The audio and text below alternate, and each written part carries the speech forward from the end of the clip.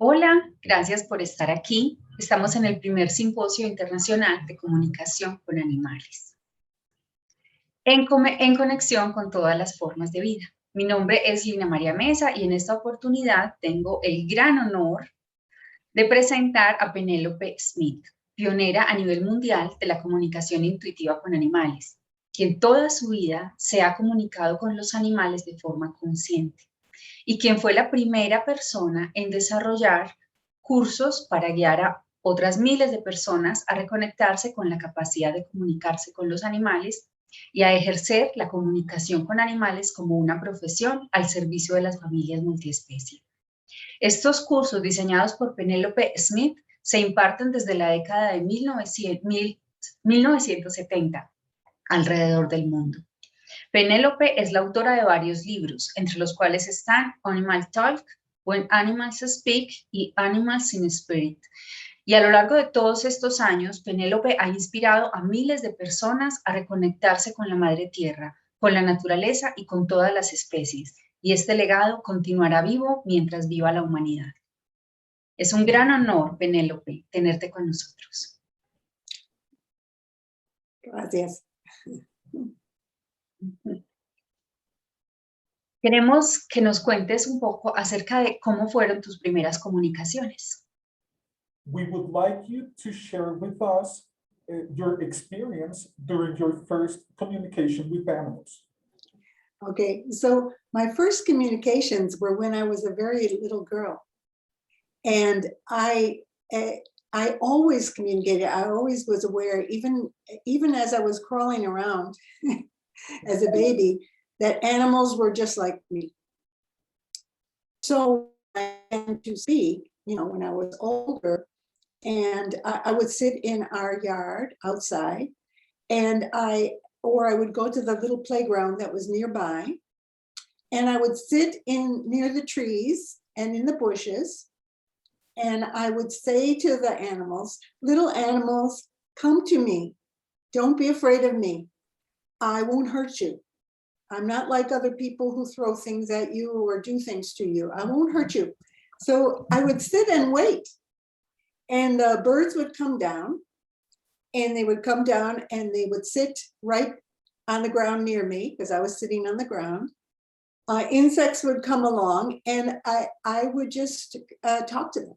And I would tell them how beautiful they were and how much I loved them. And I would feel their feelings and their thoughts, and they would look at me and wonder about me. And I would just tell them about my life, and they would tell me about their life. And so we had regular conversations. To me, it was very natural. And actually, this is how animal communication is. It's a very natural thing. It's not something unusual. It's just that people lose it. They get told that it's just their imagination, that it doesn't exist, that it's nonsense, or they're just making it up. And so then they start to lose it. And I never thought when I was a child that, I'm going to be an animal communicator, of course, when I grow up. I always wanted to help people, though. I was always very aware spiritually.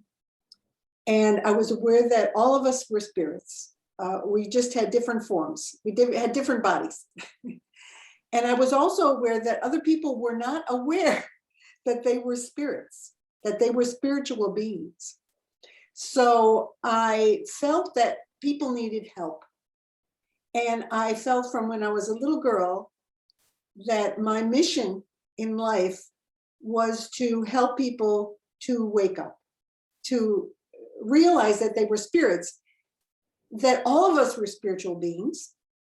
And it shows in the word animal. We're all animals. And anima means soul, spirit, breath, air, life. So those were really my first remembered communications, though I feel a continuity, like I came in knowing, and I didn't lose it. So my mother told me that I had a very active imagination, but I wasn't going to lose my animal friends. I wasn't going to lose my time and love for my cat, my dog, my later parakeet, little budgie that I had, and then all the other little wild animals, squirrels.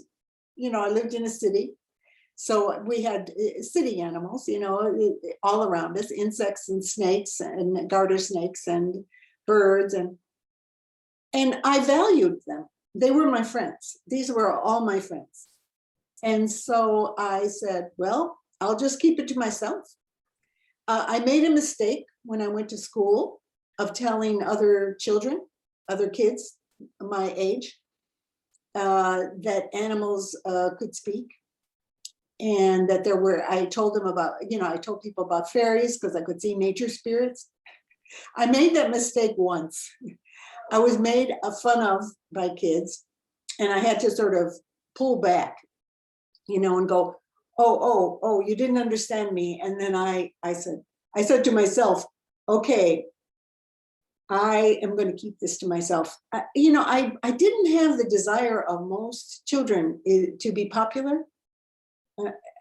I mean, part of me wanted to be popular, but kids were very different. Other kids were very different than me. So I said, okay, I'll just keep these things. They don't understand. So, but I'm not going to lose it. I'm not going to be like them.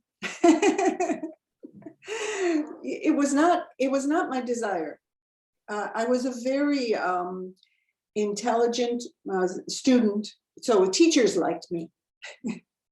Kids did not like me so much. Usually happens. because I excelled in school. I was very good. I was always at the top of the class. So I went, well, it's okay. I have the animals. I have lots of friends. And they were dear friends. You know, my cat and my dog, I just love them very, very much. And my little bird. And I just went, okay, that's the way it is. You know, I was pretty much afraid of people anyway. You know, I come from an abusive childhood. My parents were alcoholics, and there was a lot of abuse in the house of all of us. So, like, the best parts of my life, would I give them up? No. For the sake of people who were cruel? No. So I knew my mission. I knew who I was. I knew that eventually I would be old enough to be able to leave home. And then I would go out and do my mission and enlighten the world. And that is what I felt in my own way, in whatever way it was going to come about. I would help people to become freer, to understand who they were. And you know, it progressed. I mean, it changed over the lifetime to what I became an animal communicator. But that's another story. That isn't answering your your question. Unless you want to know the first communications I had where I applied the telepathic communication and did professionally, I can tell you about that. But those were my first communications, and why I didn't lose it. Why I, of very few people, didn't lose it. Penelope, and we would like to learn about the first times you used your telepathic communication with animals. Okay. So always the telepathic communication was there, but you know, again, there was no such thing as animal communicators on the planet at that time, and I became a spiritual counselor for people. I was helping people through their traumas and their difficulties and helping them to be freer and to live better lives. And I lived with roommates in a house where we had they had a cat. Actually, one of the roommates was leaving town and left the cat with me. Her name was Peaches. And Peaches was a cute little cat, black and white cat. And but she was very afraid. She was very afraid of people. She wasn't afraid of me. And she cuddled up with me, and we were friends. Because, you know, I always know how to communicate with animals, you know, and tell them, you don't have to be afraid. I'll be fine with you. You do what you want. And so she would come to me. But she also was afraid of other cats. And I let her out. You know, she used to go out when she wanted to and come back in. And of course, I was away counseling during the day, and then I'd come back and let her in. And one day she came back and she had a big cut on her back. She was bitten on her back. She was all torn open.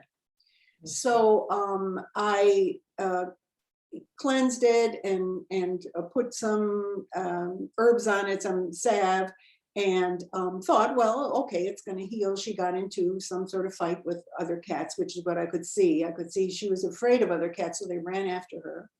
And one cat jumped on her and bit her. Mm-hmm.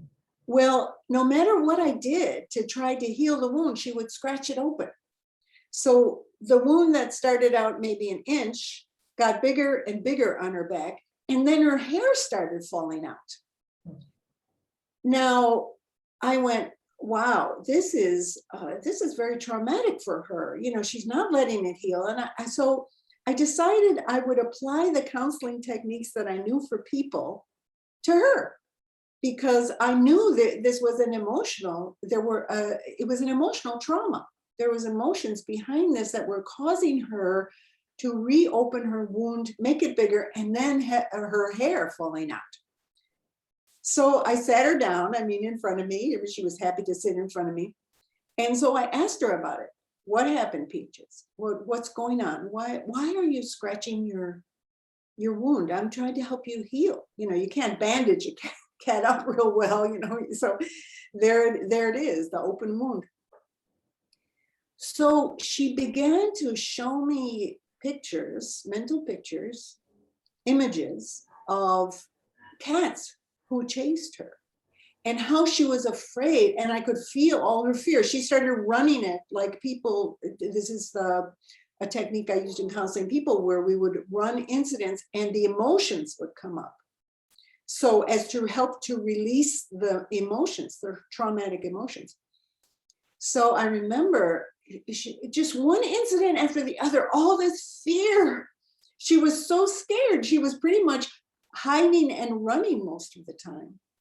And then when this happened, of course, it was painful, and she screamed. And so we ran through this, and we ran through her whole life of traumatic, fearful times that she had. It went earlier, before she was with me. And why she was so fearful was initially that she was a tiny cat. She was a small cat, and she'd been jumped on. So then she went to sleep. We had our session. It was probably around a half an hour. And I tell her about this in my book, Animal Talk. And she went to sleep. And by the next day, this is quite amazing, this big wound in her back started to close over. And instead of her scratching the scab open again, it started to heal, and she didn't scratch it anymore. She stopped scratching. Yeah, she didn't scratch it anymore, and she was so much calmer. So within a week, it was very fast. I remember how fast all this happened. Her wound was closed, and her hair started growing back in. She had lost quite a lot of hair on her back, and it started growing back in. But the most amazing thing was that Peaches was like a different cat. She no longer was afraid of other people. She didn't run away from my roommates. In fact, my roommate said, do you have a different cat? Is that a different cat? I said, no, that's Peaches. He said, what happened? She was all bloody. And what happened to her? And she always ran away from us when we came home. And so I told him that I did counseling with her. Well, these were people that also worked at the same place I did. So they knew of spiritual counseling. So I explained to them that animals are, spiritual beings too, and to communicate. And they were pretty open people.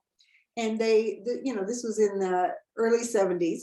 And they were spiritual people. And so they accepted it and they saw the difference. They went, wow, she's like a different kid. She went into their laps. She never went into anybody's lap. So she went into people's laps. She was very confident, and no longer did cats chase her anymore. She would go outside and she wasn't afraid of them. So she didn't attract it anymore. The cats didn't bully up on her anymore. They didn't go after her. And she was just a happy cat. I mean, this is one session.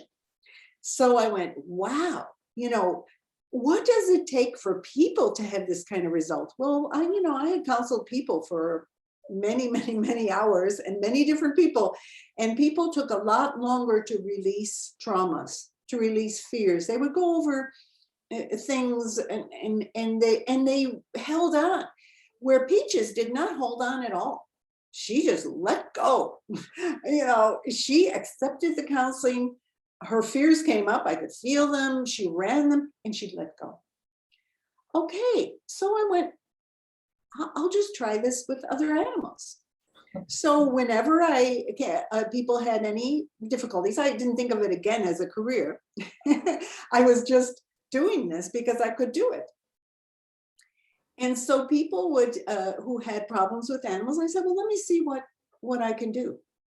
And so I started working with people's animals. And again, result after result. I mean, we had just, people went, wow, they're so much better. And the people understood more, and it was a lot of fun. And so this went on for years. I would just do this on the side of my spiritual counseling practice. I also was teaching a dance and body movement and performing as a dancer. And, so I had a couple of professions going at the same time. So gradually, I was seeing so many people and I went, I have to charge for this. This is taking up a lot of my time. And really, I'm getting such good results. I proved to myself that I could get very good results by communicating, listening, and talking to the people about what the animals had said, but also counseling animals, helping them through their fears and traumas, because they had the, fears and traumas just like people had. So then, after a while, I applied whatever I learned, because I was into nutrition for people. I became a nutritionist and a healer, body work for people, applied kinesiology. And I just applied everything I learned to animals. And I just found animals they got it so much faster than people. In other words, they were willing to heal. They didn't have the blocks. They didn't have this, all the defenses. They just relaxed. Over and over again, I had animals just go, and fall asleep. And then the results would happen. Whether they were asleep or awake, it didn't matter. We'd communicate. And so those were the first. This was the early 1970s. And then I started to speak on the radio. I started to do television programs. I did lots and lots of newspaper interviews. Remember, this is well before the internet. And so, then I did a lot of lectures, so people learned what it was about. And then people asked me, can you teach me how to do this? And I will tell you, that flabbergasted me. The first time somebody asked me, can I teach you? I wanted to say, but I couldn't, because people thought they didn't know. I want to say there's nothing to learn. This is in you. You already, babies can do this. Anybody can do this. It's already in you. But I couldn't, I could say that, but people didn't feel that. They had blocks.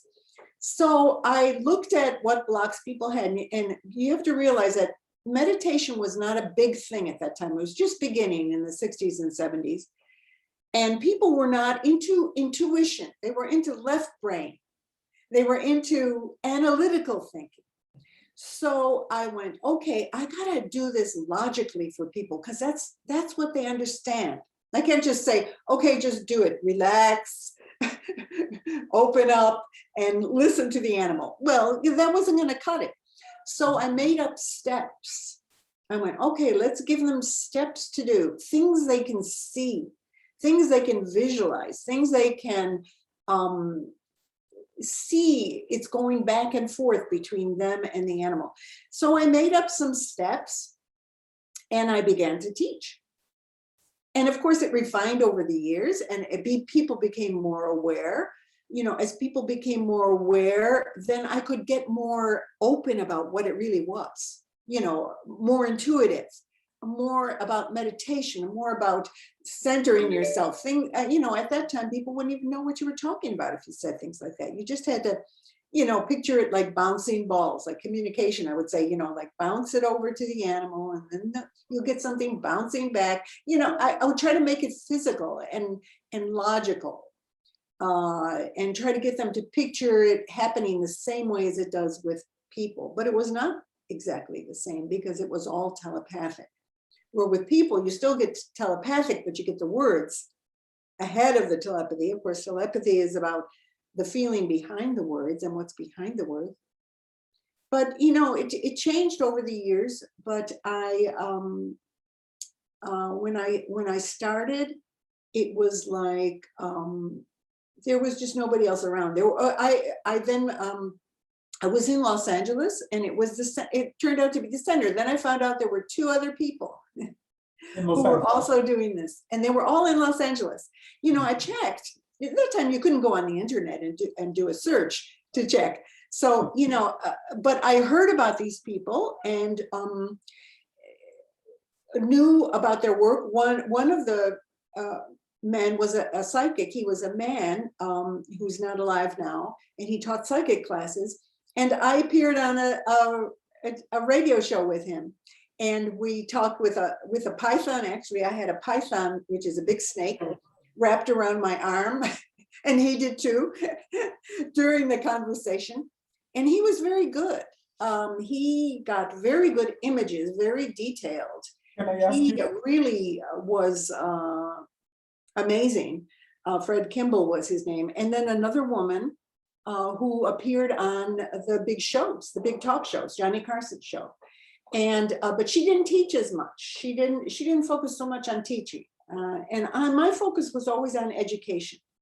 And when people need to wake up to this, you know, really it's a spiritual journey. It's an awakening. When you awaken up to the animals are spirits, then you start to awaken up that you are a spirit. You are the same. We are all the same. And the animals will teach you. They'll lead you. They'll lead you back home. So yeah, that's some of the beginnings.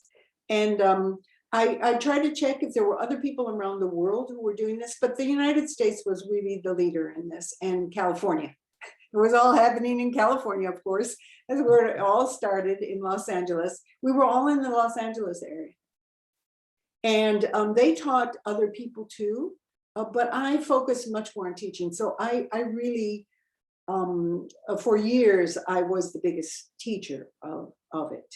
And then other people appeared, you know, gradually other people appeared. My students taught people too, and, you know, and away it went. But you got to figure, I laugh now when I hear people say, oh, I started in 2010 and there was nobody else doing this. Or they go on the internet and they say, oh, well, yeah, there were actually, I found out there were hundreds of animal communicators. And I laugh. Can you imagine hundreds? Actually, there's thousands. And, you know, it's just going to keep accelerating. I laugh. I said, can you imagine if there were only 2? If there were only 2 other than you in the world? You know, that's how it was in the early 1970s. And it was a very, very different world. And then, of course, as I taught people from other countries. They had to go back to their countries and teach. And in places like Latin America, different Latin American countries, or different European countries where it was not as open to this as the United States was. And even the United States in the 70s, I mean, believe me, I had a lot of education to do, a lot of groundwork to do, a lot of people who were not only skeptical, but they made fun of you. And, you know, the same thing that happened to my poor students who I taught from other countries. They had to go back to their countries and try to teach, and they got the same thing. And I would support them as best I could. I said, I know how it is, and the people would make fun of them and they would have a hard time. And then they broke through, then they became the pioneers in their countries, which made me so happy. And now it's a whole different thing. It's all over the world. There are people all over the world teaching. There are people all over the world opening up. I knew this would happen. It was my intention. And I could see it from when I started. I said, you know what? As much as I always wanted to help people, and I thought, well, I'd have to do it in the ways of speaking to people and counseling and teaching them. But I went, the animals are the key. I call this underground peace movement. I said, this is all it's in the earth.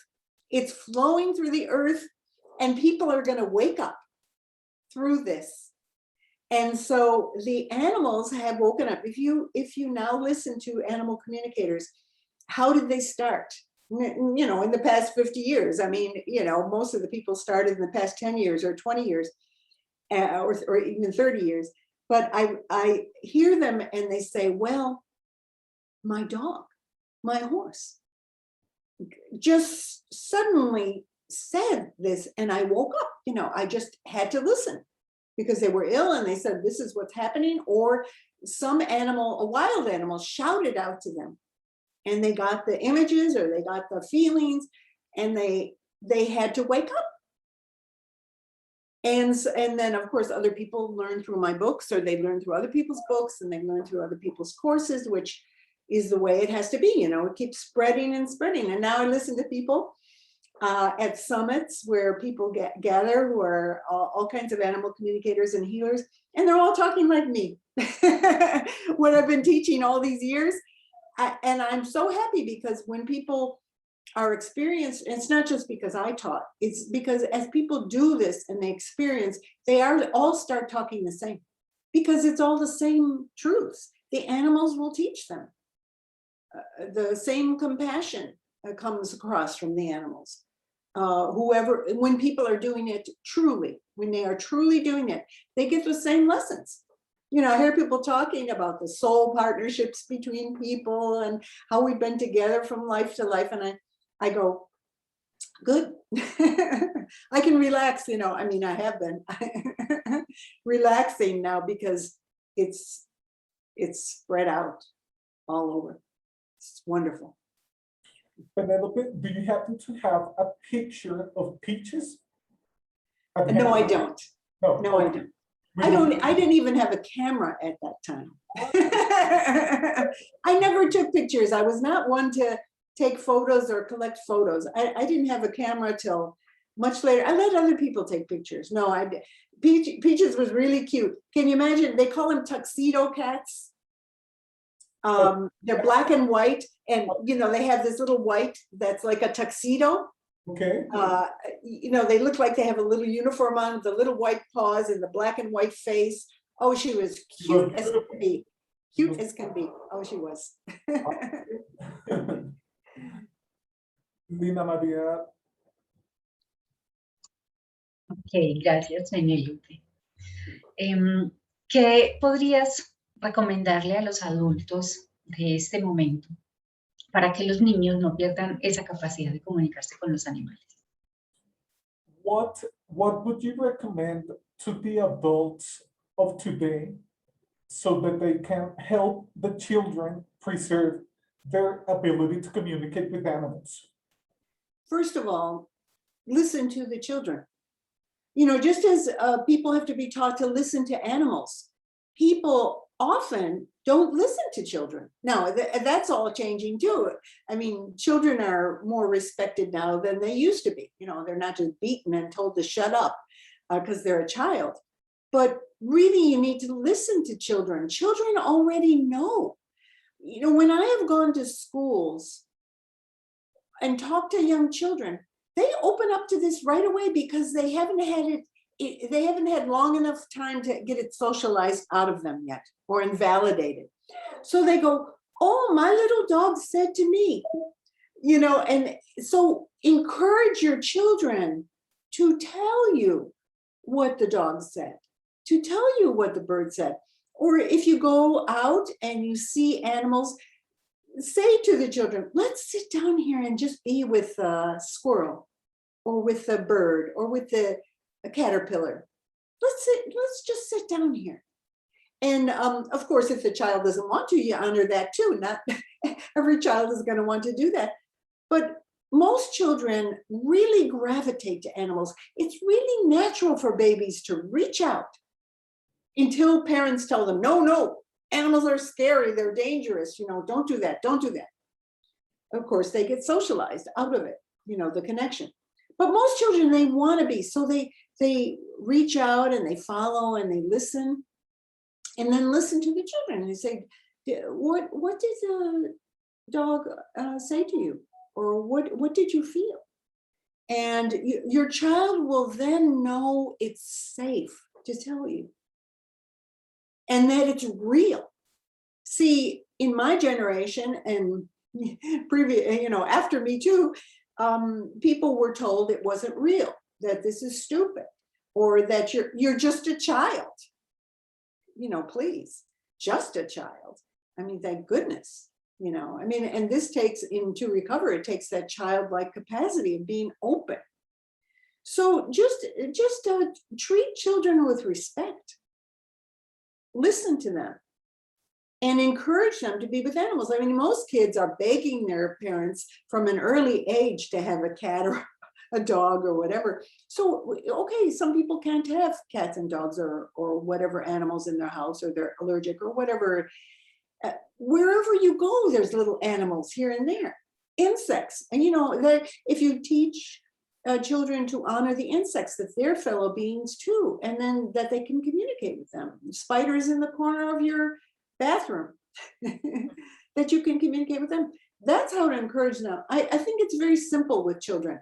If you don't shut them down, if you don't keep saying, no, it doesn't exist, it's all your imagination, or that's stupid. If you stop all that and just say to the child, what did you hear? What did you experience when you were with the dog? And they'll tell you. I don't think it's a real hard thing.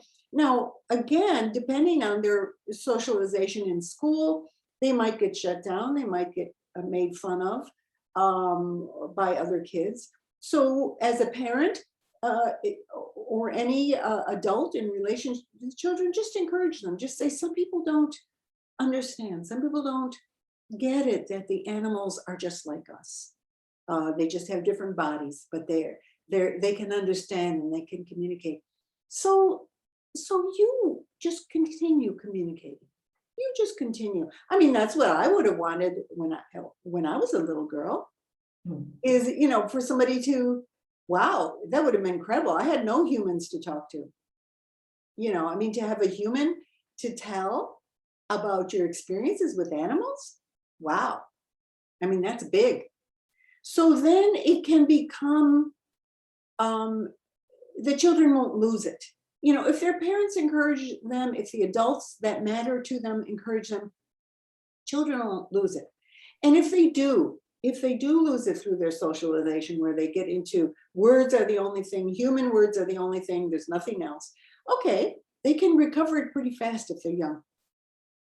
If you can just encourage them, or if they fall in love with an animal, they're going to want to know, well, what is he saying? What does he want? And you say, well, let's sit here and let's just ask our dog, what does he want?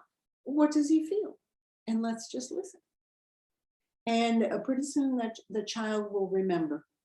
They'll remember. For adults, it can be harder. It depends, on the person. How much they have blocked themselves, how much they have shut themselves down, how much they've gotten into their heads instead of their whole bodies. So that's I think that answers your question. And for example, about the adults, there's definitely a spiritual connection with animals. Many adults can have a better relationship with animals than other people, and the animal connects with them easier than with other adults. And I Yes. believe it's because they are not completely plugged, as you say. And for example, for adults that have that kind of ease when having a relationship with an animal, is it possible to recover the capacity to communicate with them? Yes. It's actually usually pretty easy for people like that, animal lovers, Animal lovers. and Yeah. people that animals just come to them, you know, and they welcome animals. Well, I've dealt with many people like that over the years who didn't think they had that ability. They didn't know that they were already communicating. And, you know, I have it all in my courses on my website, tips on how to remember, on how, what it looks like. You know, people don't realize what it feels like because nobody has taught them. So these kind of natural people with animals, you know, you just hang out with them a little bit and you'll find out they're already getting their thoughts and feelings of the animals. You just have to kind of get it out of them. You know, well, how do you think he's feeling right now? And then the person will start to tell you, well, this is what happens with him. You know, so, but once they discover how animal communication works, then they realize they've been doing it. And part of my training, when I trained people in the basic course, and, you know, I have my basic course CDs, is to have people remember times when they could understand, remember times when they could get the feelings of animals. And it's amazing how people who had forgotten all about that start to remember, oh, I did get the intention of that horse. I did understand what my cat wanted. And then it starts rolling. And then I always have them pay attention to how does it feel? How is it working for you? How did you get that? And they go, well, I got it through images, or I got it through thoughts, words. I got it through my body. I could feel what they were feeling in my body. And then they start to discover how it works for them. You know, that's the path, that's the journey. Okay. Lina María.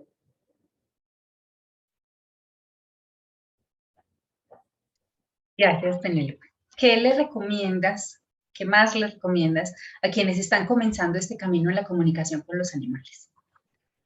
What else would you recommend to people that is beginning to transit through the road of communication with animals? Well, first, people have to realize that they already have it. It's not something they're going to get from the outside. It's something that they're going to open up from the inside and remember again. So first, people have to slow down. You know, our culture is made, our society is made for people to speed up. They're always watching little screens. They're always doing this. They talk about multitasking. You know, people are constantly going from one thing to the next. Well, this is the opposite of that. You have to learn to be quiet, to learn to sit. Follow the example of the animals. Learn from your cat. Cats meditate all the time. All animals do. They sit quiet, alert, aware of their environment. Do the same thing. The other thing that people get, because of the sped up nature of our culture, people get very ungrounded. They don't feel the earth around them anymore. They don't feel their own bodies. So you have to get back down to the earth. Feel your feet on the ground. Feel your body on the ground. Sit out in nature. Sit in your backyard. Doesn't matter where it is. It doesn't matter if it's in a city. It doesn't matter. Just sit and feel the earth. Make time. See, the more you make time for it, the more the magic will happen. Then observe animals. Just sit quietly and observe. Notice everything you can about them. And soon you'll find that you understand them. You'll start to go, you know, I feel like this little squirrel is really concerned. Winter is coming and he's got to get food. You know, I can feel he's really concerned about it. Okay, so then acknowledge whatever you get. Say yes to it. Say, okay, that's what I got. I got that from the squirrel.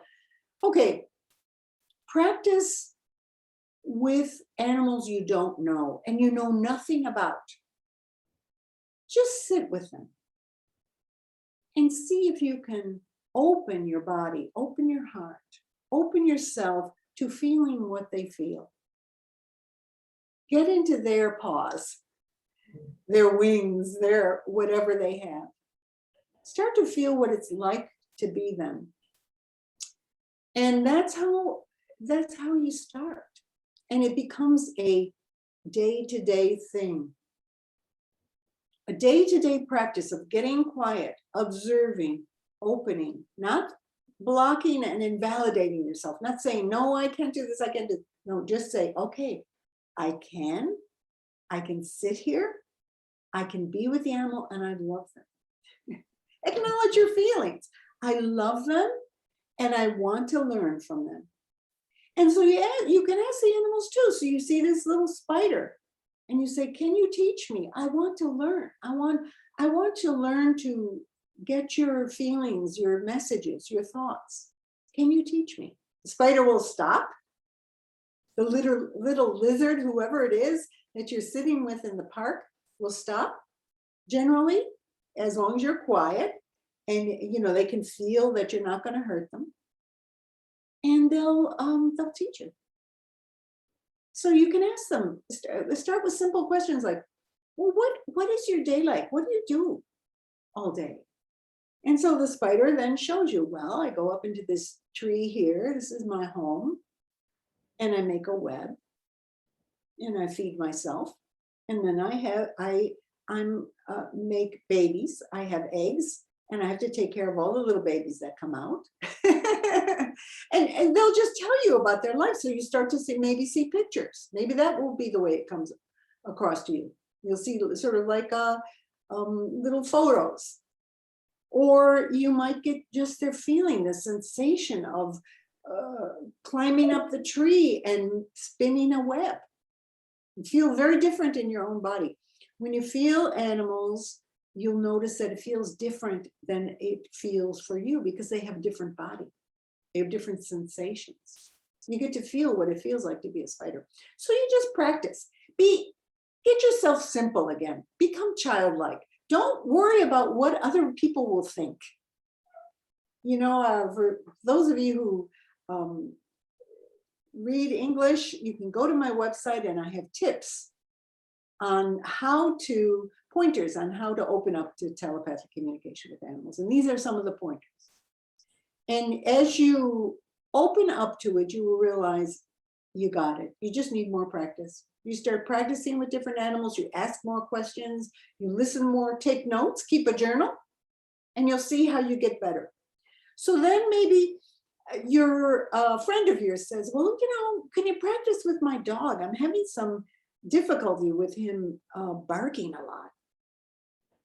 And you say, well, okay, I'll practice, and I don't know if I can do this. And you say, okay, just if you can help me. So you'll find the funny thing that happens when you help other people's animals, that brings a surge to the heart, it brings a surge of energy of helping others. It comes to you even easier. I found this in my courses. When we get to the place in the class where people are working with other people's animals, they suddenly get better. They suddenly start getting more messages, more thoughts, more feelings. So then you practice and you say, well, I get that your dog feels anxious. I can feel this anxiety. And then you ask more questions about it. And you're on your way. And then you practice and practice and you learn and maybe study with another teacher. Of course, there's a lot of good books, a lot of good teachers now. And then you find it opens and you're, let me just tell you, the level of happiness goes up, your level in your life. The joy of connecting, the joy of helping others with it, the joy of knowing you can communicate to any animal in the world. I mean, for an animal person, that's heaven.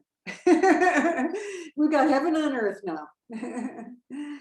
And you have lots of friends, billions and billions of friends of other species. And it doesn't matter what their species, you have now the tools, the ability to open and learn about their life from them. You don't have to read about it in books. You can learn it directly from the masters, from the animals themselves. Beautiful.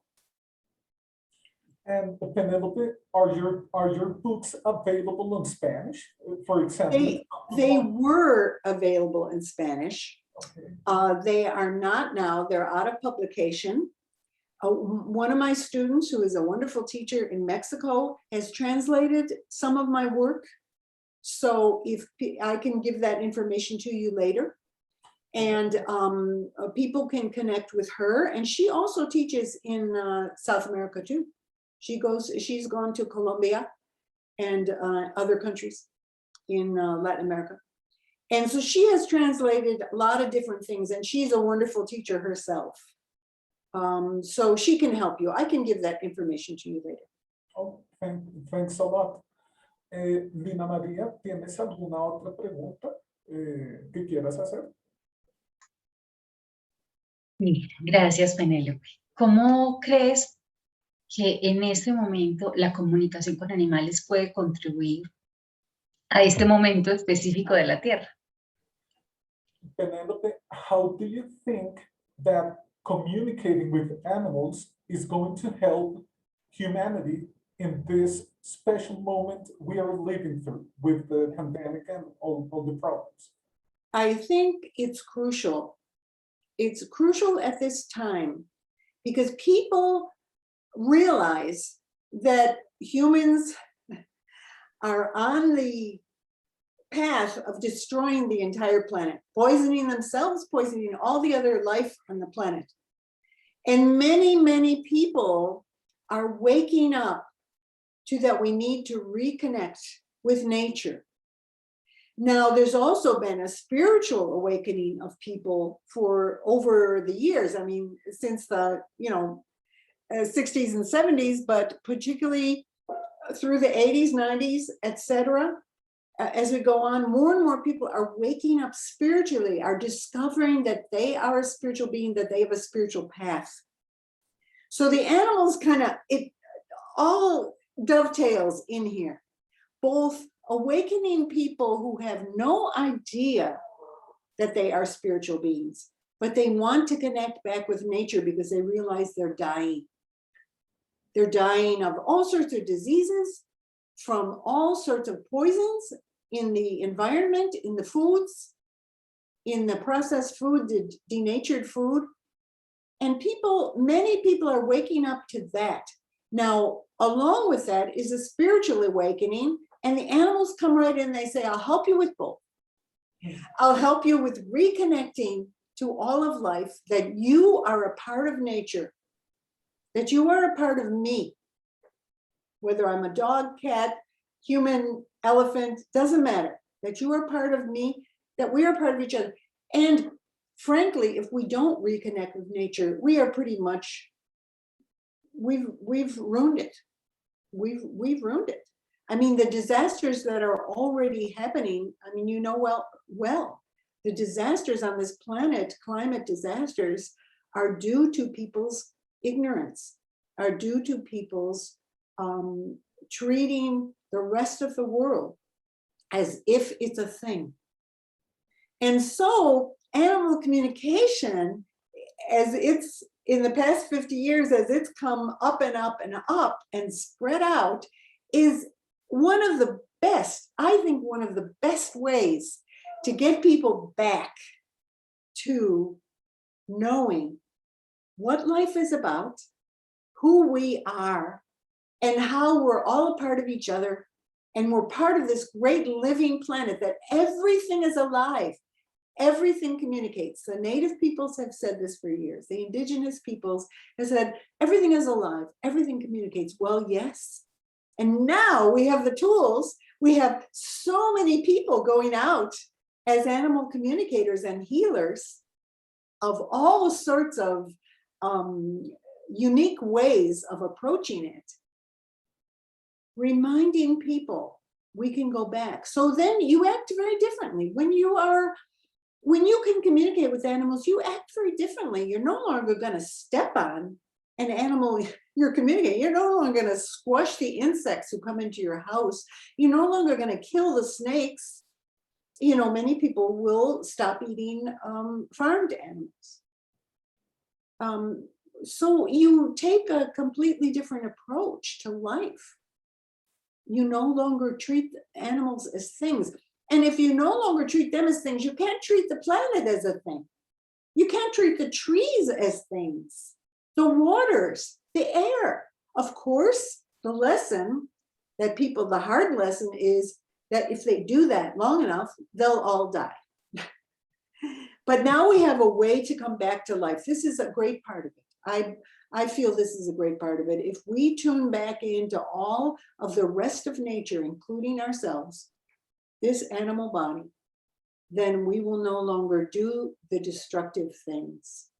And we will stop the people who are doing the destructive things, the big, corporations that don't care about anything but profit. And so we will end up, we who are connected with the rest of nature will lead the way. And the animals are already leading us. And they will continue. You just walk with the animals. Just walk with them. Walk in their way. Meditate like they do. Be in the present moment like they are. Be alert, but calm and centered. It's totally important. So every animal communicator should know, and every person waking up to this ability should know they are vital. They are crucial to helping us to restore the health of the planet. All the animals, the plants, the earth, the soil, everything. They are crucial to it. We are all in it for the sake of really all of us. Mother Earth and every animal, every human, every plant, we are helping by doing our part in communicating. It's a beautiful thing. It's the best. Thank you, Penelope. Ina María, ¿tienes otra pregunta? Sí, Penélope, ¿quisieras compartir algunos de los mensajes más significativos que has recibido de animales? Penelope, would you like to share with us some of the most important messages that you have received from animals?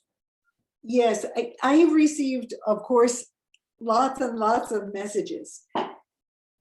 At the turn of the century, at the millennium, just before 2000, I was asked by this animal magazine if the animals had messages for us, for humankind. And, I don't remember if they gave me the animals to pick out or I just let animals come to me now. But I got lots of different animals coming and lots of different messages. But I will give you, if you want more than this, I'll give you more. But I'm going to give you two that I feel really, but there's many more. I mean, I got cat, dog, parrot, tiger, you name it. But I want to do elephant and whale because the elephants are like the whales of the land. And these are beings that have a very big purpose to keep things in balance. They have a very high degree of consciousness. Whales, I regard as our highest teachers on this planet. So I'm going to give you the elephant message and the whale message. And I'm going to read them. I haven't memorized them, so I will read them. And these were, again, delivered just before the turn of the century, just before 2000. And this is from Elephant. I am called the great toothless one. I am the old bull elephant that holds the ancient graveyard of all elephants. I am here in form and in spirit, holding the grace of elephant on the earth. We are the keepers of ancient records. We are the keepers of the bones of all beings. We hold the history of all kind, including humankind, in our bones. Our feet are heavy on the earth to feel the sound, the imprint that goes through the whole earth. We hold the vibration and rhythm of Mother Earth's breath and heartbeat in our bones. You ask for a message. I will speak to you. First, you must hear the beating of your own heart. Listen now to your own heartbeat. Synchronize with the beat of the great Mother Earth under our feet. Listen to it now. This is the only message that I have for you, humankind, as one being and as individuals. We elephants send the deep sound rumbling through the earth to communicate and honor the great heartbeat of the mother. All information about who we are and who walks on the earth is held in the sound and transmitted through the bone. Feel the wisdom of the sound traveling in your own bones. Feel the heart beating as one sound traveling through the earth.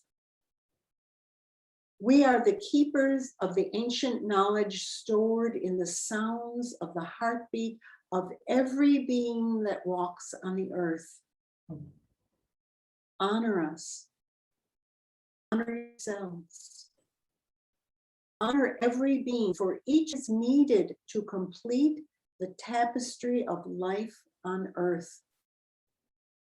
Humans, hear your own heartbeat. Feel the heart songs of the whole earth. This is all we ask. It's beautiful. Yeah. It's beautiful. It's what you said. They are calling us to reconnect with Earth, Yes. to stop the accelerated lives that we follow every day, and to reconnect with us and with nature. It was amazing. With the heartbeat of the earth, and feeling it through your heart, through your bones. And when you start to do this, this is one thing that people can follow. Do this as a meditation. You will start to feel vibrations that they're sending through the earth. You'll feel it in your own bones. This is the magic. And we are the keepers of the heartbeat of every living thing that walks on earth. It's amazing. Isn't it? It And is. you see, this is why ancient peoples, indigenous peoples, they honored the animals. You know, Westerners will say, well, they worshiped them, they regarded them as gods. They saw who they were, that they were spiritual beings holding the balance on the earth for all of us, and that humans needed animals more than anything in order to be supported. You know, people go, you know, there's a pyramid and humans are on the top. Well, humans are only there because animals are supporting them. Without all the animals underneath, humans fall down. I mean, that's what the pyramid is about, not superiority. It's about that we need the support of every life form below to hold in the earth. So it's big. It's big. That's why I say this may start out with, on your animal communication, that you just want to hear what your dog, what food they like. And then you'll discover it's so much more. And those things are important. Those day-to-day things are very important. And then there's so much more.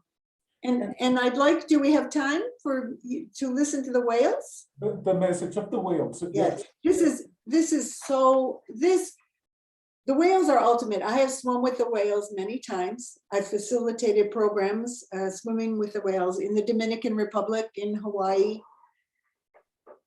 And they are, if you don't cry with joy and relief after being with the whales, you must be dead. Because what happens is they open up everything. They are the wisest beings on the planet. Definitely, absolutely. Like, all beings are wise. They're all incredible. They're all amazing. But the whales, they're the greatest teachers. And they are definitely, for humankind, they are the greatest teachers. They are so benevolent. They are so kind. They are so wise. They are so compassionate. Oh. Okay, so this is the message I got from the whales 21 years ago, just before the turn of the century. We represent all beings on the earth in love with all of life here. Our job, our glory, is to hold the entire earth in the greater love. This greater love comes from deep within the soul, deep within the womb of birth and rebirth, repeatedly into consciousness born anew. We are the keepers of the consciousness of all life from the beginning, not only in this realm, but also in all realms. We hold the history of Earth and all Earths, all planets, all stars, all suns within our waters. The greatest gift we give is the gift of greater love. This greater love you call God. We mean the God of great wisdom expanding infinitely through all times and spaces. Right now, as you read our words, we send the tones of love through the waters, through the earth, to keep the evolution of consciousness on the earth and all realms moving according to the greater plan. We are not who we appear to be in form. We are great beings whom you admire and feel are full of love, charm, and grace as we move through the waters. But we, like you, are much greater than the form. We dwell in all universes, in all realms, simultaneously and consciously. This is the great mystery. This is the seed of the great love. Right now, we are at a time on the earth where the great love is coming into a new form in the heart of all beings that care. We care, and among you are many who care. By caring, we mean feeling the sharing of life in all forms, in all dimensions, in all consciousness. All life is conscious.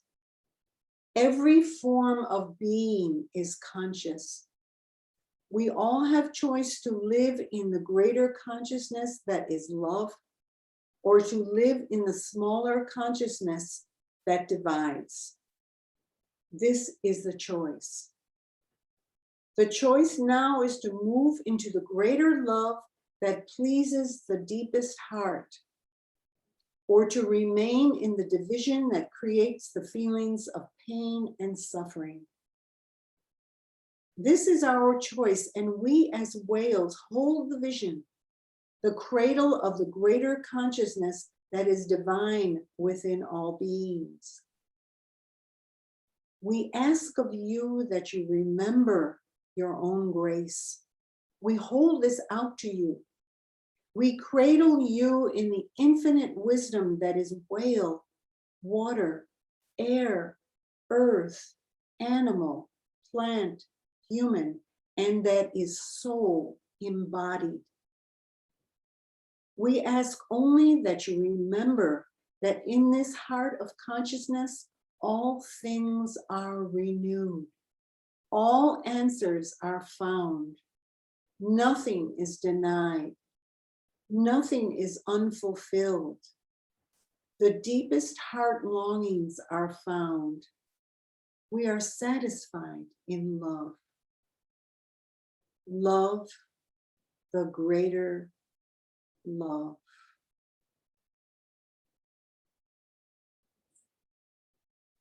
Wisdom and humility, I perceive it in their words, because whales are like the most magnificent beings on the planet, and they speak that it's not the form, but the consciousness, what has value, and it was beautiful also.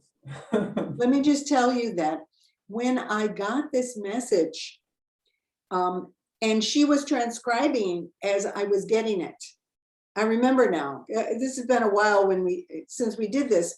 I just gave the message she asked and I just gave it. So she was recording it. So this is how those last words came out.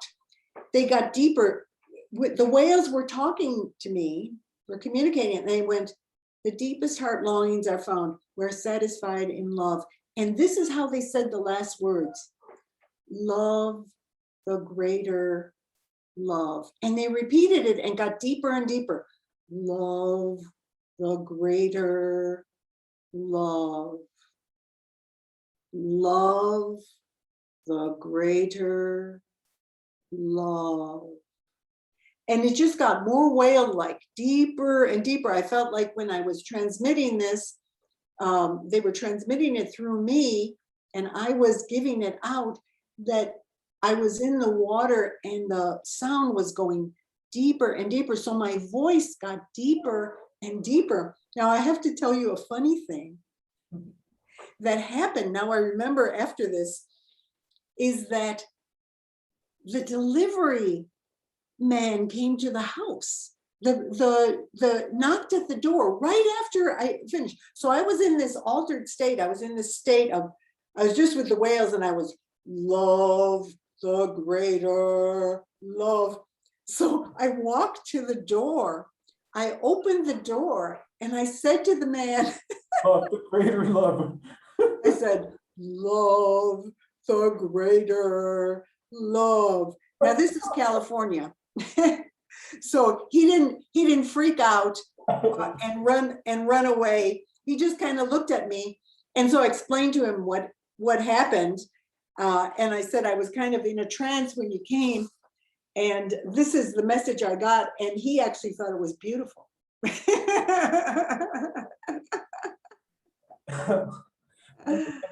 Do you happen to have a message from the best friend we have in the in the animal world? From dogs? Our buddies. Do you want one from dogs? Because I've got dogs and cats. Yes. Yes. Okay, let's give you the one from dogs because that's who you're asking for here.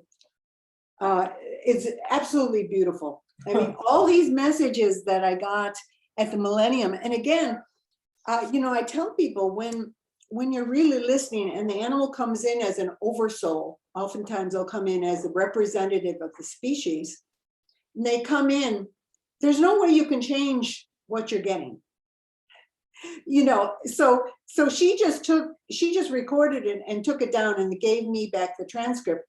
Because sometimes when I'm getting messages, I'll be typing it out, you know, and I sit there with my eyes closed and hope my fingers hit the right keys. And I go, you know, type the message out. But these, fortunately, she recorded them and wrote them out. So these were the original messages. You know, the only thing I will change is if the grammar doesn't make any sense. You know, I'll make it a little bit clearer. But I won't, you know, I'll feel if it's okay to change it or if it's not okay, because I won't change the meaning of it. I won't interject my thoughts. Okay, here's dog.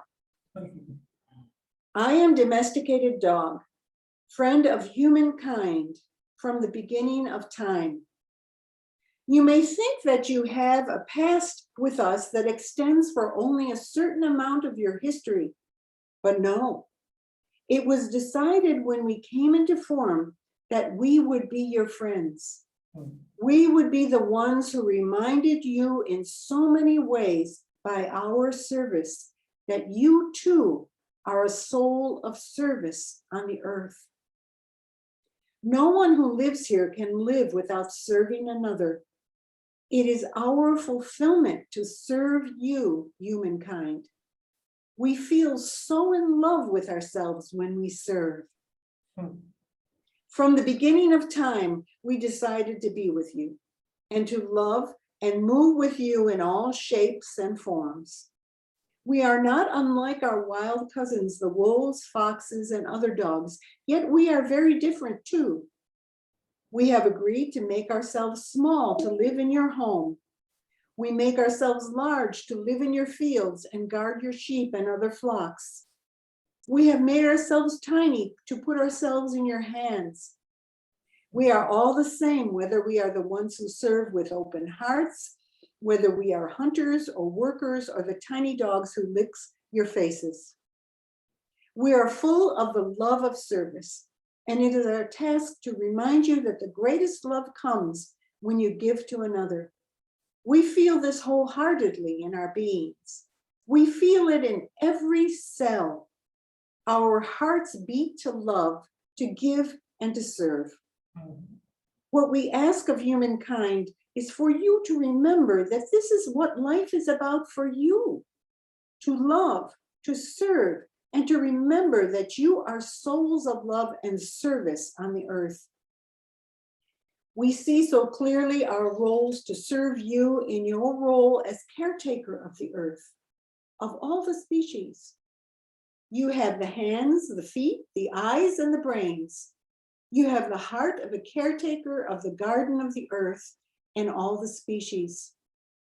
So we give our hearts and our loyalty to you to serve the great service that you serve. We feel our role in the great circle is to be with you in all our aspects, in all our forms, from tiny little dogs to great guard dogs. All of us have our function. All of us love who we are. Can you love us as we love you? Can you love as we love? All we want to do is to spread the love that we give into your hearts so deeply that you feel the strength of your own function on the earth.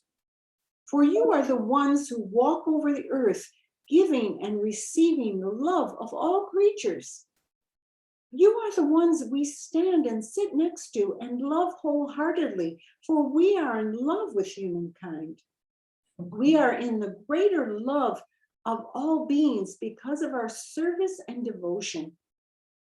So remember us, for we are your reminders of the deepest, sweetest love that is within your hearts. Take care, humankind, of all the creatures on the earth.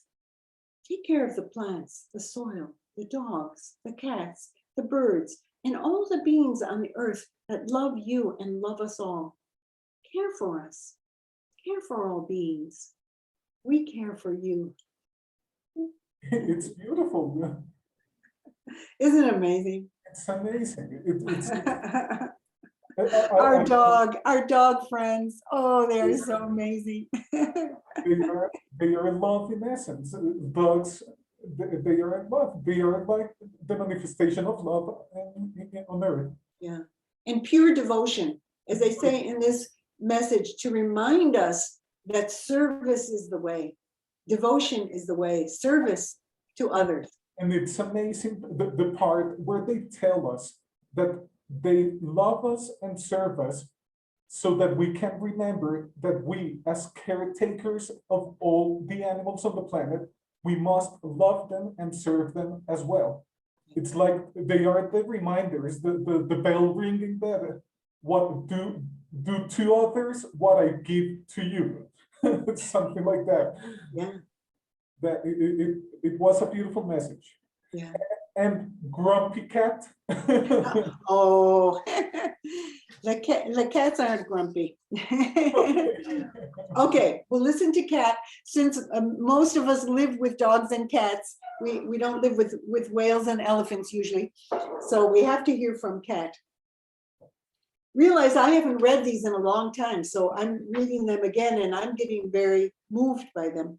Yeah, me too. Here's from Cat. We have come to you, humankind, to be your friends.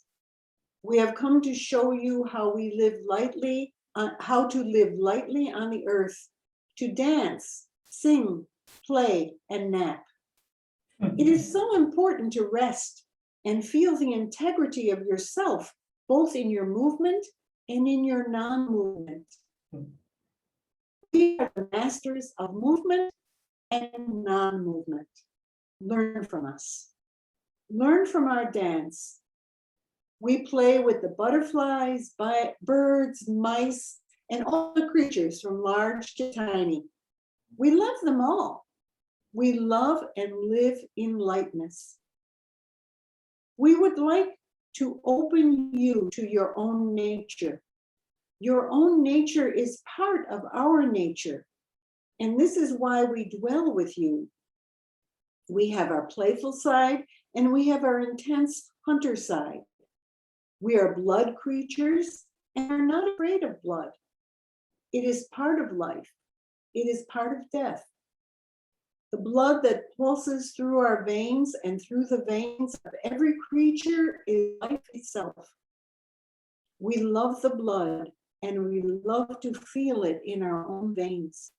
We become one with the creatures that we eat.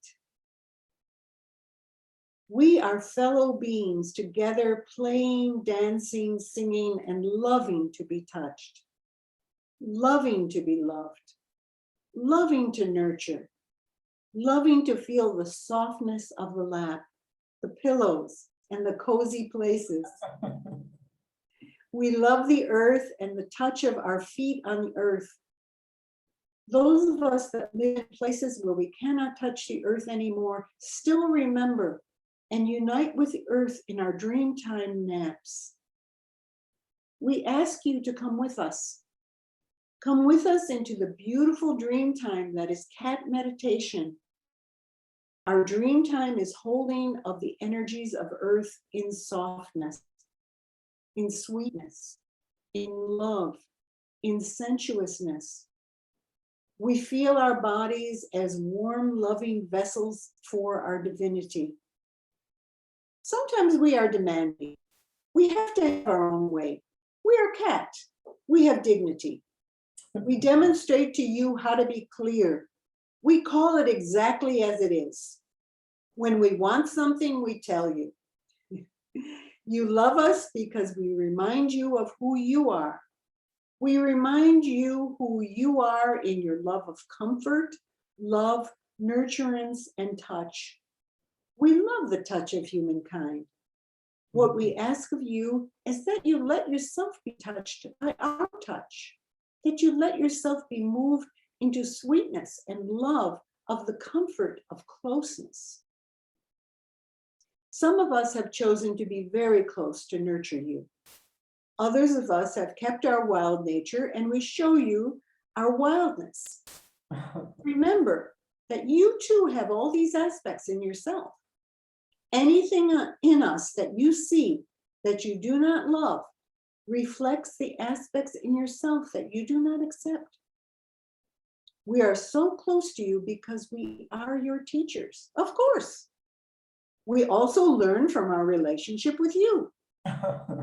We learn how we are a blend of both domestic and wild. We learn how to live with those that often do not know themselves. For we recognize that humans forget. And we cats have taken this upon ourselves to remind you with love, with our purrs, and with our warmth and softness. Treasure us, for we are cat. We have the comfort of knowing who we are as sweet souls here upon the earth, enjoying our lives with grace, beauty, and peace. All we ask is you enjoy life with us, and that you settle into the comfort of being who you are, a composite being of body, mind, and soul. We all have the same elements in different combinations. We rejoice in our combination, which of course is so supreme. We love who we are. May we remind you to love who you are. For we are cat and have chosen to be a part of you. Thank you. Beautiful. And they teach us. I used to be a dog person, but in the past years, I learned to love and respect cats because they always do what they want. If they want to give us love, they are beautiful. They are like the most cute animal on the place. But when they want to cut the cuddling, they do it abruptly and they go their own way, and they are very independent, very wise. I respect them and I've learned to love them. And cats, with animal communication, they teach you the refinements of animal communication. So you have to be very sensitive to cats. You have to be sensitive to their feelings. They're not going to say, okay, whatever you do, I'm just going to stay here because I'm devoted to you. They go, well, you didn't get that. I had enough of your touching me. I was getting jumpy. And so I had to swat you. Yes. And so if you're doing telepathic communication, of course, you're being conscious and aware, and you suddenly feel as you're petting the cat, it's enough. It's enough. And so you don't get swatted, you don't have to. So cats will teach you to refine your presence, your being here, your listening. They're very, very intelligent. And it's not easy to manage to win their hearts. If you want a cat to be your friend, you have to work for it. You have to win it. Well, you really have to be yourself. See, if you're looking at them as a thing and that you're just going to manipulate them, then they're just going to go, I'm not here. I've never had any problem with cats. They all come up to me, they all love me because I respect them. I respect that they respect themselves. And they're so wonderful. Who would not fall in love with a cat? Lina María, ¿te escuchamos? Penélope, infinitamente agradecida por esta charla, por este mensaje que nos dejas al mundo de habla hispana, porque realmente nos ha llegado poco traducido al español. Muy feliz de haber compartido contigo y de haber recibido estos mensajes para esas personas que nos van a ver. Gracias. Gracias. Thank you for your time and for all the experiences you shared with us. I treasure the moment you gave us today. The space. Thank you so much. Thank you for your sensitivity, your beauty, your love, your compassion. Very, very obvious. And may this touch the hearts of many and help them to realize who animals are and this animal, this human animal, who they are. No, Penelope, thanks a lot. And I don't know if Lina María quieres tener unas palabras de despedida, aparte en este momento. Voy a cerrar el